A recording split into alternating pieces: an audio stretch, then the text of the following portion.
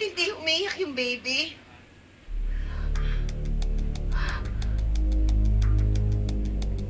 Amira, kung sakaling hindi umiyak agad ang bata, idapa mo sa braso mo at hagurin mo ang likod. Baby, kahit isang iyak lang mo.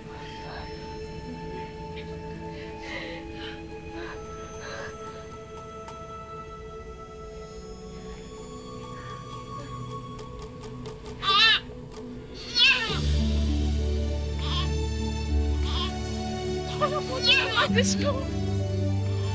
Ay, salamat. Mabuti naman.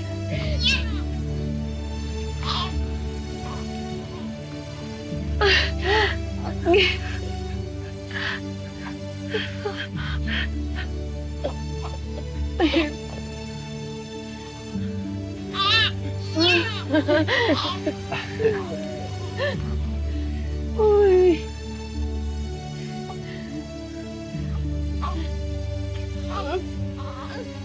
Iangat mo, iangat mo.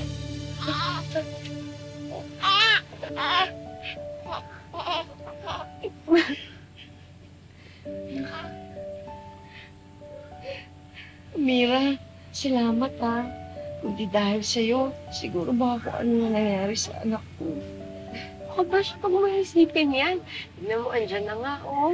At invite mo kami sa binyag, ha? At saka, okay lang ba kung ang pangalan niya ay Amira din? Ipangalan ko siya sa'yo. Eh, syempre naman, ho. Pwedeng-pwede. Thank you. Baby Amira. At si Ate Amira.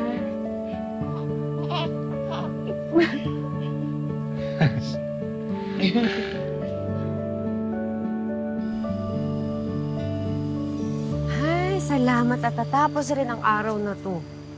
Ang galing-galing mo naman kasi, apo ko. Takot nga ako dun eh.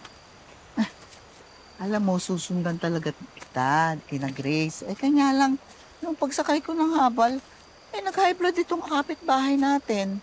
Eh, buti na lang naagapan ng pagmuya ng bawang. Mabuti nga ho, nandun ka, naturuan niyo siya. Pero alam mo, hindi pa rin ako makapaniwala. Nakapagpaanak ako mag-isa. Kaya special ang araw ito ngayon dahil first time mong magpaanak. Pero hindi naman talaga ako mag-isa nun eh. Dahil dala-dala ko lahat ng mga tinuro niyo sa akin.